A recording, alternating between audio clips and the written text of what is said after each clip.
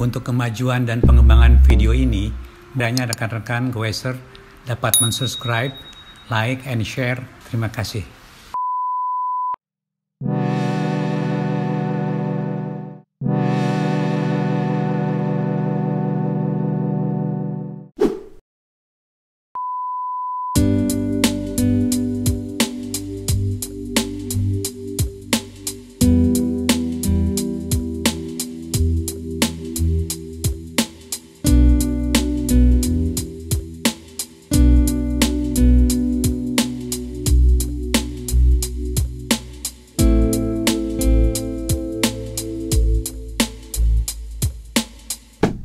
Ini sekedar bahasan dari komponen ya, komponen Specialized Vado Turbo SL.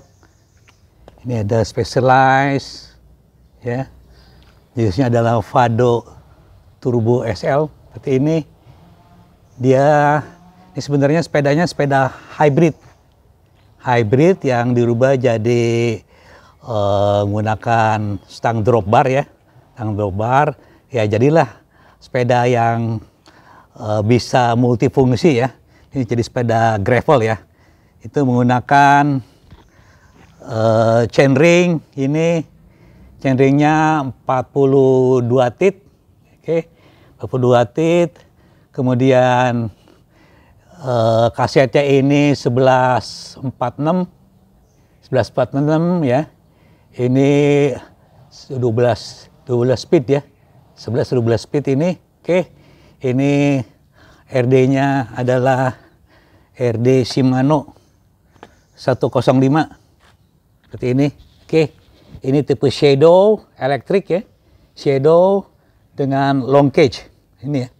Ini wheelsetnya menggunakan wheelset DT Swiss dengan ban Pathfinder Sport ini ya, yang diperuntukkan untuk Specialized juga ini. Specialized juga ya. Ini dengan ukurannya 700C ya. 700C ini ada ya. Ini kali ini ukurannya ya. 700C kali ini 38 ya. 700C kali 38. Ya, 700 kali 38 C. Oke. Ini sangat bagus sekali. Di sini ada motor listriknya. Motor listrik ini berkapasitas watt hour-nya ini 240 watt ya. 10 watt. Baterainya di sini, baterainya ini ya, watt hour-nya ini lumayan besar ya. Ini lumayan ya. Ini 400 ya. Nggak sampai 400 ya, sampai 200-an ya. Kemudian ada ininya, 320 ya, 320 watt hour, kemudian ekstra baterainya ini 100 watt hour ya, 100 watt hour. Kemudian di sini kita lihat ini saddle-nya juga Specialized ya, Specialized bridge. Kemudian drifternya juga masih sama ya. Tadi Shimano elektrik ya, drifternya elektrik. Forknya ini adalah karbon ya, karbon forknya. Kemudian kita melihat di sini dari itu sama ya, mengenai brake setnya Shimano 105 sama. Oke, ini ukurannya 16 inch ya. Rim ya, ini disknya, disk brake-nya ini, rimnya DT Swiss tadi, ini disknya. Kemudian ini kita bisa ngelihat sini, ini ada lubang ya, lubang untuk memasukkan ekstra baterai. Ini ekstra baterainya ini tadi ini 160 watt hour ya. Kita bisa tambahkan sini, ada kata ini kita inginkan jarak tempuh yang lebih jauh, seperti itu ya. Jadi sangat simple. Kabel routingnya juga di dalam semua ya, dalam. Oke, kita akan mendapatkan suatu sensasi bersepeda yang nyaman ya, dan memiliki jarak tempuh yang cukup jauh. Ya, ini bisa sampai minimal 150 km dengan jalan bervariasi dengan menggunakan ekstra baterai seperti ini, ya, 160 Wh dan baterai ini 320 Wh, seperti itu. Oke lah, itu sekedarnya review komponen dari Specialized Vado Turbo XL.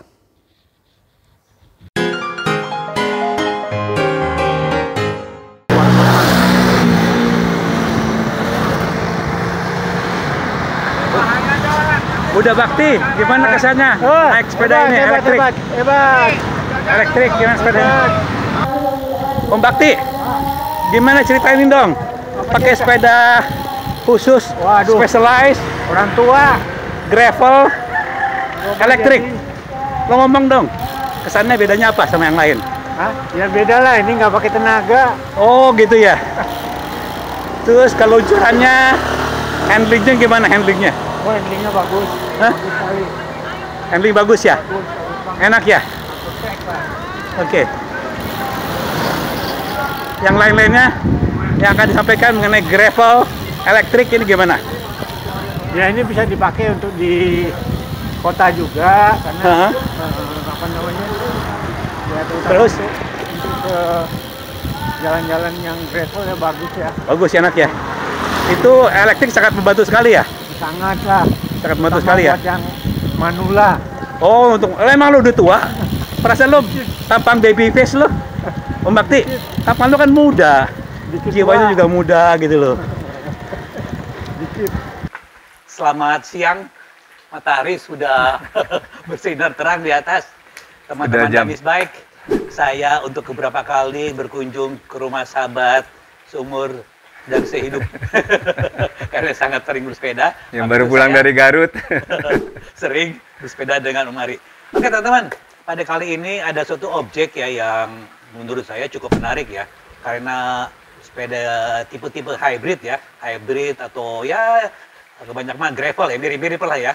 Itu setelah digandrungi hampir ya semua kalangan pegoes ya, dan mereka juga memang mengkonversi dari sepeda umum touring jadi gravel, hybrid jadi gravel, bahkan MTB pun sekarang jadi gravel. Nah, dalam keadaan seperti itu orang juga tidak mau ketinggalan ya, dalam arti kata karena kita sekarang udah sangat ya harganya udah sedikit menurun mengenai sepeda elektrik ya, sepeda gravel pun ya itu sudah dielektrikan dan bukan dengan tempelan berupa motor drive yang media yang kita pasang di luar, tapi ini udah nyatu teman-teman. Kebetulan Om Ari ini karena kawakan goes ya, kemana-mana dia udah mencoba berbagai jenis sepeda, diantaranya ini sepeda gravel yang elektrik. Om Ari, selamat datang. Sama-sama. Nih, baru aja pulang dari Garut nih, kemarin dia terus terang aja ya. Saya mau Om Ari diajakin dengan Mas Grup Najib Sabang. ya.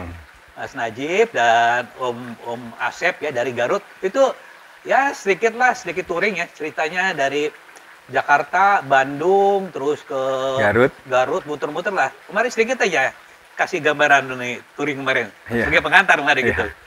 Ya oke. Kang Dani, kita kemarin itu kan kita ngikut teman kita yang ikut Zero to Zero. Zero to Zero.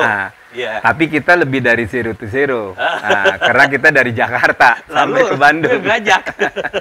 Jadi karena saya lagi mau ngeracunin Kang Dani ini mau ikut ke Sabang KM0 insya Allah di tanggal 2 Agustus. Kita latihan untuk dapat endurance-nya. Dan kita full semua barang-barang yang sesuai yang mau dibawa ke Sabang dites gitu, jalan. Sehingga kita bisa ngukur kekuatan kita sampai di mana. Di mana kan semua mungkin teman-teman Danis Bike udah tahu bahwa goes dari Jakarta ke Bandung susahnya kayak apa itu. Ya kan melewati MAP, Mang Ade. Mang Ade P-nya apa sih? Gua nggak tahu deh. Maaf itu Mang Ade P-nya. Ya udah, Oh, Mang Ade puncak kali ya. Mang Ade puncak. Oke, Puncak makanya pas. yang pas ujung aja. P aja. Pik yang puncak aja. Nah, terusnya Iya. kita istirahat di Bandung sehari, habis itu quest lagi dari Bandung ke Garut. Iya, Ada betul. undangan dari kawan yang kebetulan juga ikut ke Sabang, namanya Asep Akun. Asep Akut, betul. Nah, jadi kita pulang lagi ke Bandung, habis itu baru kita ke Jakarta lagi, tapi kita loading dari Bandung ke Jakarta. Mungkin itu yang bisa saya sampaikan. Mungkin apa nih yang mau dibahas nih? Mari, Ini ya? langsung aja ya. Tadi kita udah puas ya menempuh kurang lebih. Itu Mari lebih tuh 250 kilo lebih tuh. Lumayan ya. Bukan itu, emang 250 kilo. Lumayan. Kalau kita kalau mau nyoba tanjakan yang lumayan ya Bandung ke sana deh, ke Tasik, ke Garut ya lumayan tuh. Tes aja deh. Kita jadi agak lelah juga. Ya lelah lah. Lelah juga pakai lelah juga ya. Oke, Mari gini Mari. Terus terang ya. Ini kan Mari kan kemarin mungkin beberapa bulan lalu ya. Ini dengan Om Ditong itu mencoba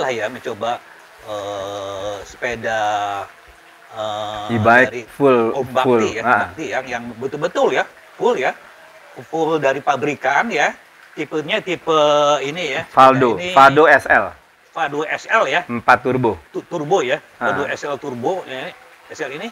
Nah demikian padunya ini ya, sehingga kita mendapatkan suatu berat dari sepeda ini sendiri ya, yang saya rasa ini luar biasa. Saya baca dari fiturnya ya, memang ringan tuh ya. 14 kg kurang lebih. Nah, Mari kan udah mencoba-cobalah ya berbagai jenis sepeda yang elektrik ya, sepeda e-bike istilahnya. Ya, terus E-bike ya, demikian rupa sehingga mengetahui lah ya bagaimana perbedaan e-bike ya antara half drive dan mid drive. Nah, sekarang gini, langsung aja ya. Kesan Om Mari waktu itu menempuh kemana Om Mari? ke ini ke Sentul mana ya? iya ke Sentul, ke lapangan golf Gunung Gelis. Oh, Gunung Gelis. Gunung Gelis. Terusnya kita naik ke Bojongkoneng, ke Oke. KM0. Mari ini agak gelap mukanya, ke sini deh ngadepnya. Nah, agak ke sana sedikit. Nah, gitu. Nah, jadi ke Bojongkoneng. Nah, sekarang gini, dari kesan pertama ya, setelah ya mungkin ada sedikit jalan nanjak, belusukan dari yang lain, kesan pertama apa nih mengenai Specialized ya Faldo Turbo SL? Jadi gini, saya kan sebelumnya punya Kalusi itu yang sudah ada di videonya Kang Dani. Ya. Itu kan nyoba punya Kalusi. Nah, sekarang dapat pinjaman dari Bakti bahwa sepedanya ini full e-bike dari pabrikan. Okay. Jadi bukan pasangan. Ya. Nah, bedanya dia ini pedal assist, tapi dia torsi control, torsi sensor. Torsi sensor. Okay. Jadi torsi sensor itu bekerja aktif pada saat kita push pedal kita. Betul. Nah, jadi bedanya gitu. Jadi itu adalah dan memang saya rasakan bedanya bahwa sepeda ini dengan Kalusi saya untuk awalnya itu lebih enteng Kalusi. Pada start awal nih, Jadi, lebih enteng Kalusi. Karena Kalusi itu dia mendasarkan dengan speed control. Jadi orang tuh dibantu dengan speed. Jadi dengan pedal assist, tapi ada bantuan dari motornya sehingga speednya bisa langsung dapat cepat. Dibandingin kalau ini benar-benar berdasarkan pedal. Berdasarkan Jadi injekan kita ke pedal. Kayak goes gitu, Iya. tapi lebih ringan gitu ya. Orang juga bilang begitu katanya. Jadi orang dibantu, ya kalau ini kan orang dibantu dengan kemampuan dari motornya. Betul. Jadi itu. Nah, itu kesan yang pertama.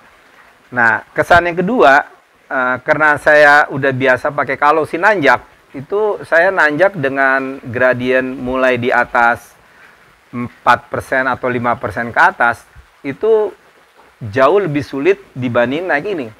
Naik ini saya nanjak siul-siul aja gitu. Loh, bukan karena ini kita bisa pindah gigi bukan? Jadi di samping gigi, dia ternyata ada, saya baca literatur bahwa kalau mid drive dengan tanjakan gradien lebih dari 5, dia kerugian torsi motornya itu cuma 15%. Nah, itu tuh. Nah, kalau hub yang di belakang, motor ditaruh belakang, itu kerugiannya hampir 50%. Jadi, misalnya kemampuannya torsinya 45 torsi. Jadi pada saat nanjak dia cuma bantu 22 torsi. Kalau yang ini torsinya kalau nggak salah ini 65. Oh, jadi udah di atas kalosi, kerugiannya cuma 15%. Wah. Makanya kalau nanjak, kalau saya pakai kalosi saya itu udah 1142. Ya kan, 1142 itu saya udah pakai 4 yang 42, gigi depannya saya udah robah ke 36, nanjak masih ngos-ngosan. Nah, kalau ini saya siul-siul aja nanjak gitu. oke teman-teman, tuh. Jadi ada itu bedanya. Suatu surprise ya, yang memang mid-drive itu keunggulannya seperti tadi yang Om Ari jelaskan ya, ada reduksi ya, motor itu lebih ringan kerjanya ya. Mungkin Kang Dani bisa bahas secara teknis karena ada hambatan roda kan. Iya. Nah, gimana waktu itu kan Kang Dani bisa terangin. Coba mungkin teman-teman perlu juga bedanya hub sama ya secara mekanik ya, secara ilmu mekanika gitu ya kan. Ada kata kita menggunakan hub drive ya, memang secara ini tuh dia direct ya, hambatan itunya kurang ya, dari drivetrain-nya hambatannya langsung, jadi nggak ada hambatan drivetrain yang mereduksi ya.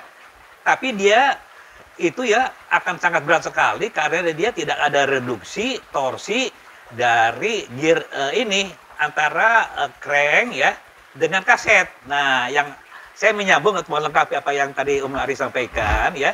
Andai kata mid-drive, keunggulannya itu dia ada reduksi dari chainring ya, yang kita pilih ya, ada kata beberapa, ini satu ya, terutama dari ini kaset. Jadi ada kata ini kita berat ya.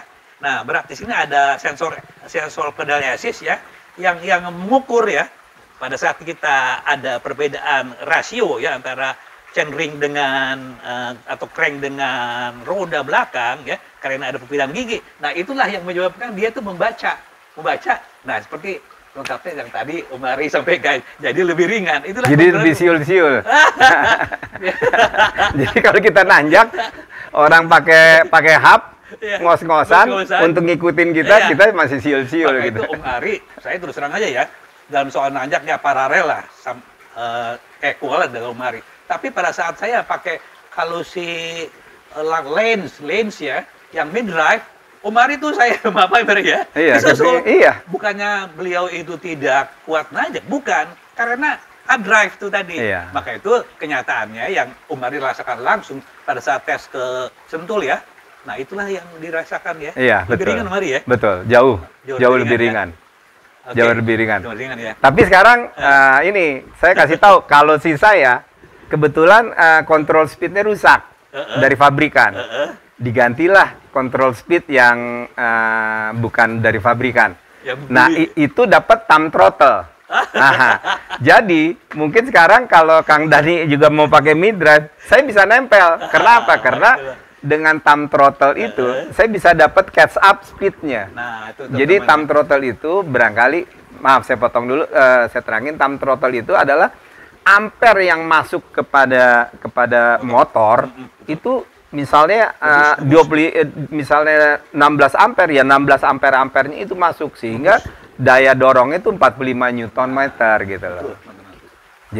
Jadi ya mungkin kalau kawan-kawan yang episode sebelumnya punya kalosi, kalau mau nanjaknya kenceng juga, mau nempel mid drive, mau siul-siul juga, pasanglah throttle thumb throttle.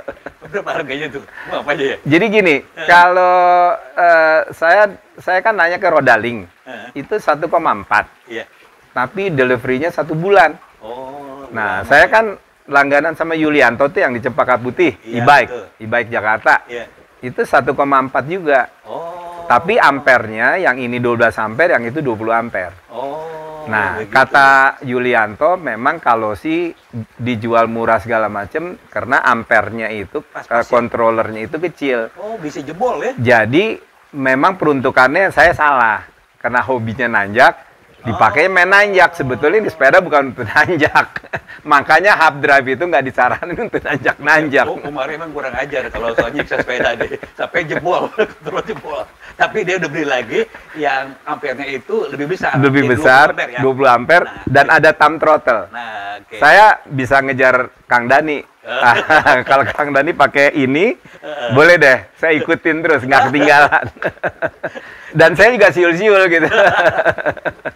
Teman-teman, udah agak ngelantur nih. Enggak apa-apa, kan itu ada hubungannya. Bukan gantung gitu enggak. Oke lah. Jadi kita kembali lagi ya kepada Specialized ini ya. Specialized ini memang kalau kita lihat teman-teman ya, di apa pengantar ya, pengantar video saya udah rekam demikian rupa ya. Memang bentuknya ini tetap ya, frame-nya ini tidak ada tonjolan ya. Jadi dia menyatu teman-teman ya. Menyatu demikian rupa. Ini dia agak kembung sedikit aja. Di sini motornya yang sinkronisasi demikian rupa motornya ya. Dan ya lumayan ya, bagus ya. Walaupun ini ya slope kan untuk nanjak. Ya, hybrid ya, menjadi drop bar lah. Jadi gravel ya. Nah, teman-teman sedang ya, andai kata teman-teman menginginkan suatu sepeda yang ya yang spesial lah ya.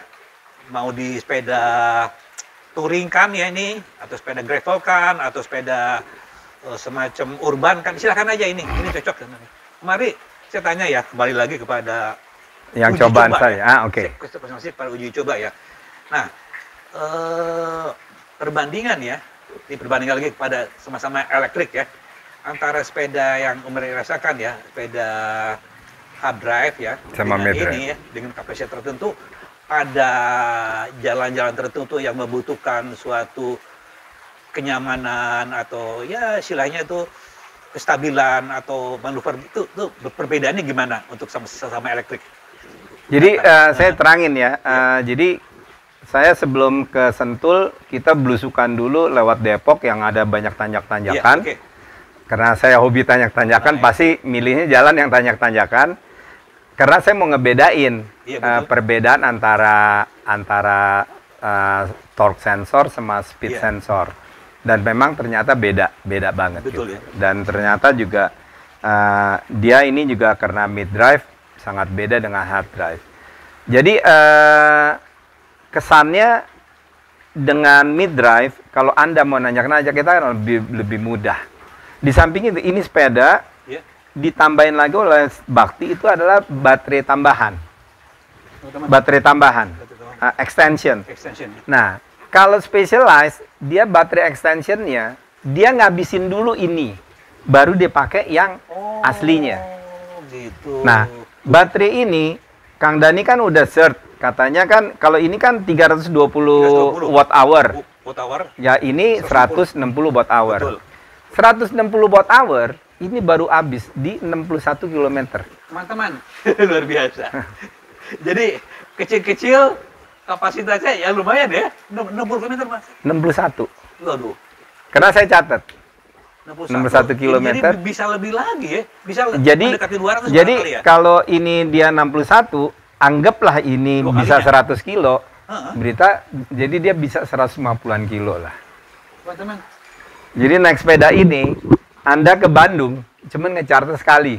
Ke Bandung kan 180 kilo. Nah, ini. Barangkali kalau Anda mati-matiin turunan, mungkin lebih awal nyampe ke Bandung tanpa nge-charge. Jangan matiin turunan, jalan datarnya dimatiin deh. Mungkin lebih jauh lagi kali ya. Iya, sama juga naik sepeda biasa dong. Kalau dia nggak rugi, ini sepeda elektrik. Nggak mau. Kebetulan dipasang juga aja. Iya, pokoknya kalau turunan matiin aja. Kan turun banyak matiin. Mulai dari Puncak Pas sampai ke Cipanas, mudun terus.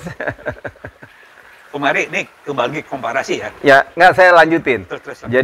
Jadi kita ganti ini di dekat antara saya bikin jalan belusukan lagi. Jadi dari Sentul Selatan kita lewat belusukan lagi, jalan kecil-kecil. Di situ banyak tanjakan-tanjakan.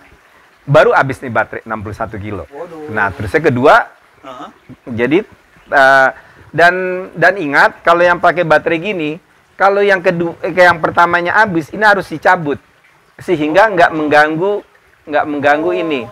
Karena dia ini kan cuman tambahan istilahnya tambahan. Jadi ini harus dicabut supaya nggak mengganggu kapasitas Oh iya. Yang kedua yang aslinya. Oke, Jadi harus dicabut. Nah, jadi dengan itu kita nanjak-nanjak lagi sampailah ke KM0. Ya ini itu baru turun 1 strip. Luar biasa. Jadi sampai ke Jakarta lagi goes itu cuman habis 2 strip. Padahal ini kan ada 8 strip nih kalau nggak salah. 8 atau berapa strip ya? Ini karena sepeda pinjaman kita nggak hafal nih. 8 ya? 8. Oke, 8 ya? 8 strip. Oke, teman-teman. Habisnya cuma 2 atau mau ketiga. Berarti masih ada sisa banyak kan? Betul. Oke, teman-teman, Om Ari sering-sering ke sana. Jadi ke Om Ari ngadepnya ke saya ke sana. Oke, gini teman-teman ya. Saya baca reviewnya ya mengenai sepeda ini ya.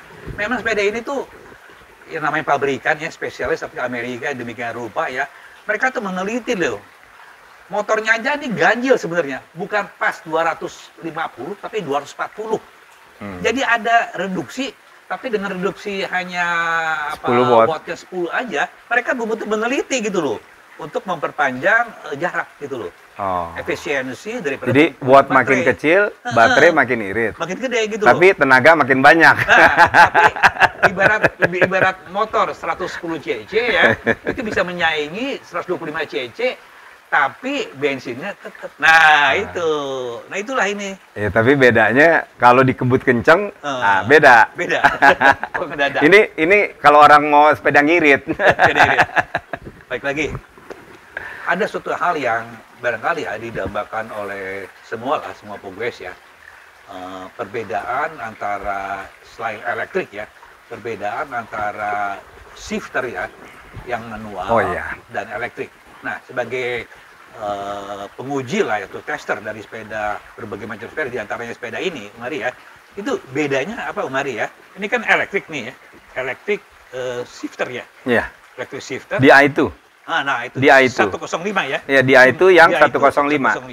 Nah, dalam hal apa istilahnya itu ya, pengoperan ya, dan ketepatan atau responsinya gimana dibandingkan dengan manual?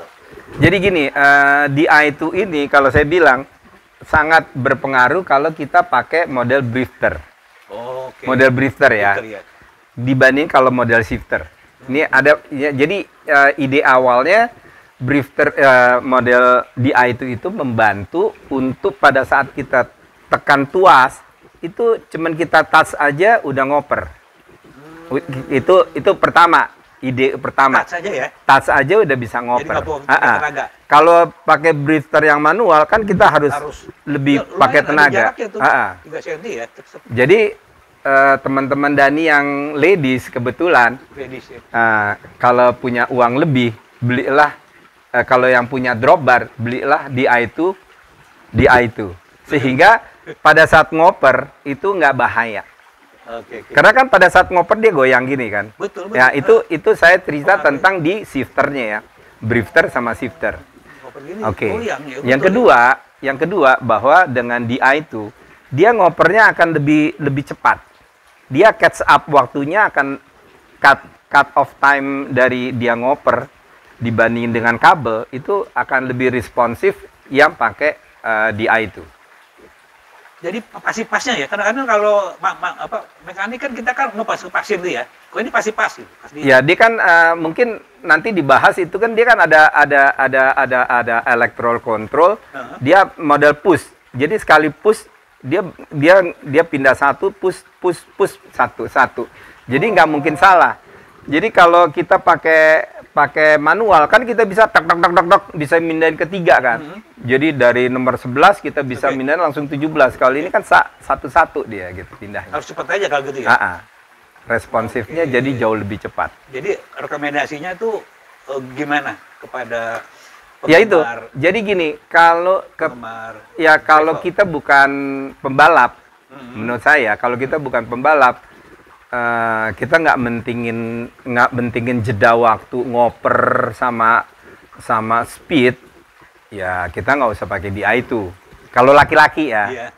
Kalau perempuan, saya saranin kalau pakai drop bar, belilah DI itu supaya Anda aman. Apalagi kalau robah chainring. Oh iya. Ya chainring yang dari 50 ke 34, itu kan ngopernya kan berat itu dari 34 ke 50. Betul. Gini kan? Iya. Nah, ada kawan saya ngoper pakai 2 tangan. Kan bahaya, bisa jatuh. Nah, dengan dia itu dia tinggal touch saya, ngoper sendiri. Terutama gitu. wanita ya? Terutama untuk wanita. Kalau Anda memang atlet, memerlukan speed, nggak mau jeda waktu itu, kalau dihitung dengan jarak 200 kilo itu berapa sekon, misalnya selama Anda ngoper itu, katakanlah bisa hilang waktu 5 menit. Kalau untuk pembalap 5 menit kan berarti banget gitu. Detik kan, nah, makanya kalau kita kan nggak penting. Kalau penggawa sepeda, itu. ya hobi-hobi sedikit cepet lah, sedikit najak lah, ya oke lah ya, nggak masalah ya, nggak usah pakai.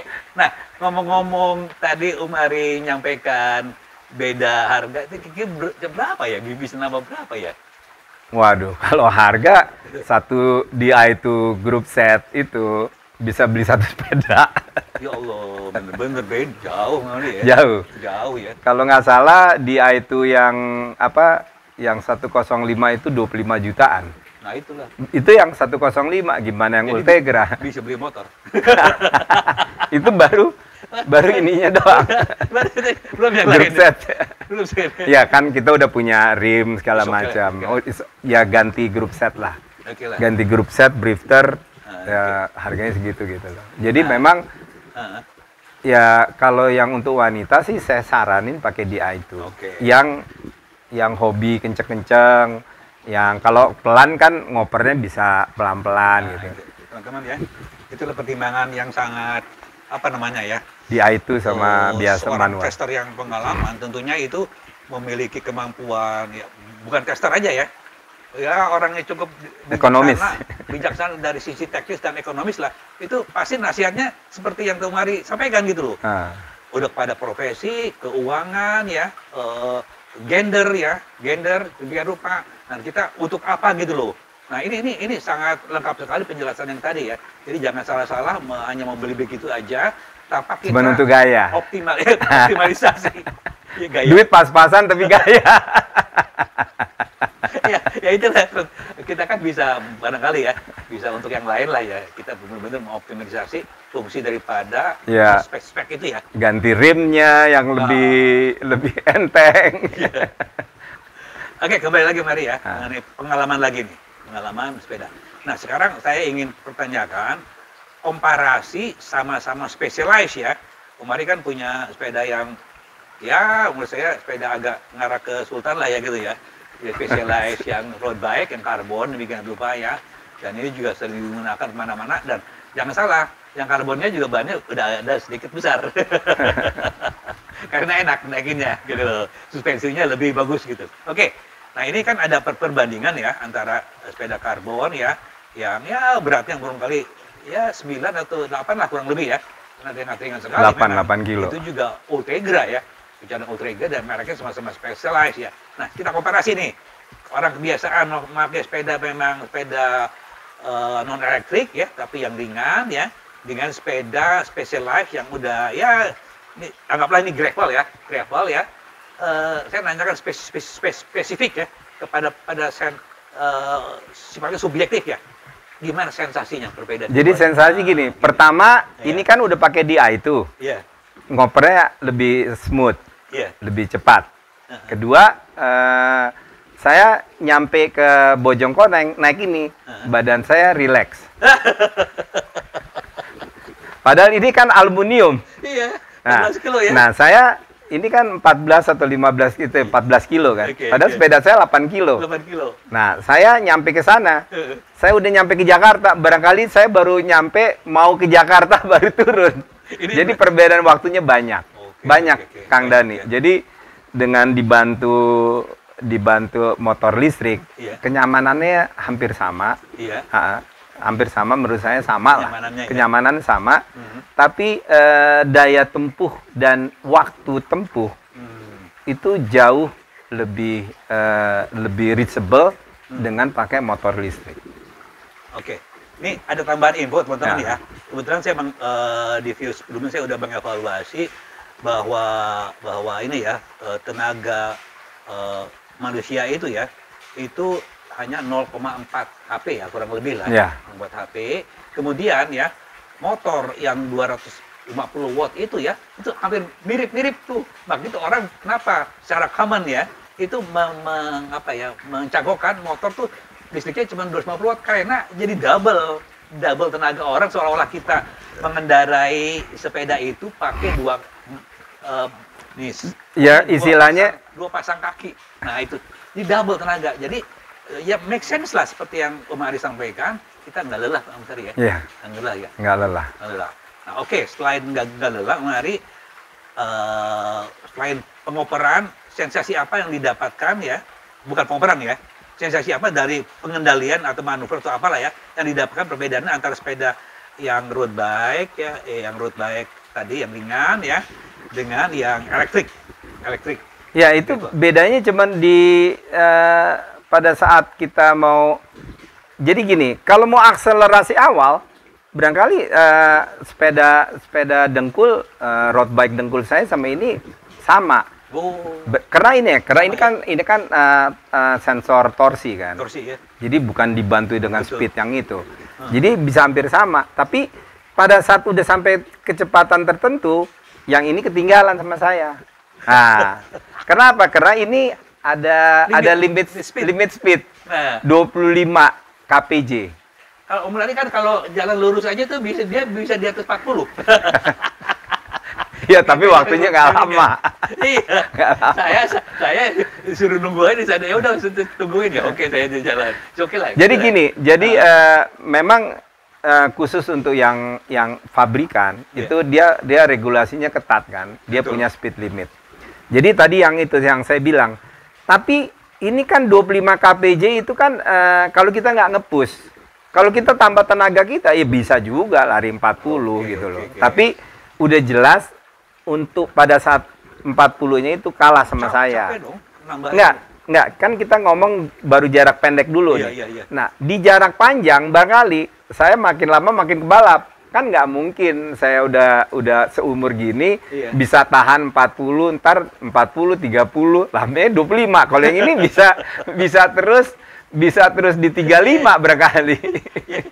Jadi itu nggak gampangnya membedakan bahwa dengan e-bike sama non e-bike untuk specialize sama-sama merek kan. Jadi itu. Jadi memang untuk kita pakai e-bike itu jelas yang tadi kan 2 tenaga manusia. Sebagai ilustrasi aja nih, ini di luar dari konteks, tapi ada hubungannya. Waktu saya kan sering di Bali nemenin sepupu saya. Bali, jadi waktu saya pakai dengkul, itu rute saya dari Padanggala ke Melasti itu balik. Nah, waktu saya pakai Kalosi, saya dari Padanggala ke Melasti terus sampai ke Uluwatu baru balik. Waktu saya pulang sama. Berarti dengan hub aja saya mendapat 2 rute yang biasa saya jalanin, itu saya bisa jalanin di 1 rute. Waduh, gitu. Itulah ya. Itu kehebatannya e-bike. Ya itulah. Jadi mungkin bisa menjawab juga kenapa orang-orang yang masih hobi sepeda, yang udah berumur, kebanyakan pindah ke electric bike, karena mau sensasi naik gunung ada, terusnya treknya juga bisa yang dulunya 2 trek 2 kali goes ke sana, kalau ini cuma 1 trek aja dengan tanpa capek gitu loh. Betul. Jadi istilahnya dua tempat tujuan cuma 1 kali goes. Jadi pengen ke gunung tuh mau keinginan apa nafsu? Mari. Enggak, itu passion. Jadi passion sama nafsu beda. Maaf teman, dia sengaja kadang-kadang saya pancing-pancing, tapi ini nggak kepancing. Enggak, karena kita mau ngomong teman-teman Danis Bike biar ada dapat manfaat dari omongan kita. Iya gitu, soalnya kita kalau udah kurang ini ya, kalau udah di lapangan secara umum ya, itu udah kurang kontrol gitu ngomong ya. Tapi yang menghibur lah gitu kurang lebih lah. Tapi kalau dalam penjelasan teknis tentunya kita selang-seling lah dengan omongan yang ringan ya, tapi juga terarah untuk ya sebagai gambaran teknis bagaimana sepeda itu bisa dioptimalisasi ya fungsi-fungsinya, baik itu yang non elektrik ya, dan elektrik, dan berbagai macam ininya, ada hub drive dan mid-drive. Tentunya tadi udah cukup panjang lebar Mari jelaskan ya. Mudah-mudahan bisa ada manfaatnya ya. Mungkin saya tambahin satu lagi. Silakan. Jadi gini, kepada kawan-kawan yang banyak yang belum punya e-bike, nggak usah khawatir. Jadi yang mid drive ini bisa ditambahin nih. Kita bisa beli. Istilahnya kondean. Oh, kondean. Mesinnya betul. di bottom bracket. Jadi kawan-kawan punya mau sepeda balap, mau sepeda touring, mau sepeda MTB, bisa ditambahin mid drive. Betul. Jadi kawan-kawan yang tadi saya bilang, tadinya rutenya itu untuk dua kali tujuan, bisa 1 kali tujuan dengan ditambahin mid drive. Nanti mungkin di episode selanjutnya kita bawa sepeda yang udah dipasangin mid drive. Nah, ya. Boleh. Nah, Ya, itu kawan-kawan nggak usah khawatir. Sekarang harganya udah makin murah. Betul. Jadi yang 500 watt, yang Bafang, itu harganya sekitar 11 jutaan. Betul. Ya kan? 11 juta setengah lah, hampir 12 lah. Iya. Kan kawan kita baru masang 12. Kalau yang Torque, yang mereknya bukan Bafang, Tongseng, itu saya pasang sepeda teman saya itu 10,5. Oh, lebih murah lagi ya. 10,5. Itu sama, 500 watt, yang teman itu 750 watt. Jadi kawan-kawan masih bisa dapetin hobinya, passionnya mau nanjak dengan tanpa suffering. Oh iya. Nah, betul. jadi Anda bisa tambah ini semuanya tanpa merubah group set, hanya cuman chainringnya aja yang aslinya dari Bafang atau Tongseng dipasang, yang lain udah sama. Nambahnya 12 atau 10,5. Oke, teman-teman. Ini cukup suatu arahan ya bagi kita-kita yang punya sepeda biasa gitu loh ya. Baik itu MTB atau touring atau sepeda-sepeda yang road barangkali ya, atau yang semi gravel lah, itu bisa teman-teman ya.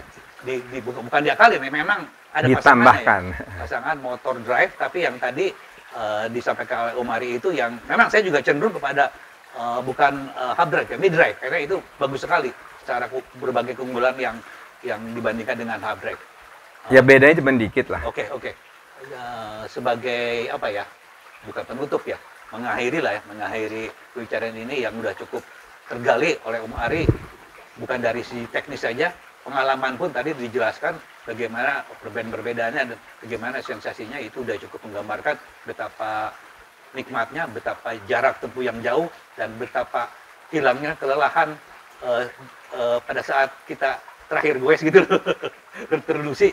Nah, ini ada pertanyaan terakhir Mary ya, mengenai hal penting yang kita pertimbangkan ya untuk memulai atau arahan-arahan apa ya supaya sepeda elektrik kita ini ya jangan sampai nanti mau beli ya atau mau upgrade jadi sepeda listrik itu jadi kurang tepat gitu. Kira-kira dari pengalaman Umar itu gimana?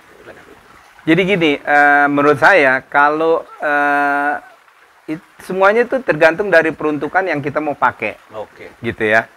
Dan kalau kita udah nggak mau yang terlalu blusukan, yang terlalu makadam, jalur-jalurnya ini, ya kita nggak usah beli sepeda yang full sus. Okay. Karena kalau full sus, jauh harganya lebih mahal dibandingin dengan gravel atau hybrid. Betul. Yang sama-sama mid drive. Jadi beda jauh harganya. Jauh, ya. Jadi ya kita selalu beli barang sesuai dengan kebutuhan kita, passion kita apa gitu loh. Nah, saya waktu dulu masih hobi downhill, habis itu all mountain, habis itu cross country. Yeah. Sekarang saya membatasi diri cross country. Oke. Karena apa? Karena umur kita makin tua, antisipasi kita juga nggak bagus gitu. Betul. Dan tenaga kita juga kurang gitu. Jadi lebih bagus kita main yang sesuai dengan kita aja. Okay. Kalau kita main di cross country, sepeda ini udah cukup. Jadi nggak usah beli yang full suspensi. Okay. Jadi kita lebih irit. Nah, Kalau mau kita daya tempuhnya lebih jauh, beli aja ini lagi baterai tambahan. Nah, dengan beda harga, kita beli baterai tambahan masih juga lebih murah daripada full sus gitu. Ya itu tip saya. Oke.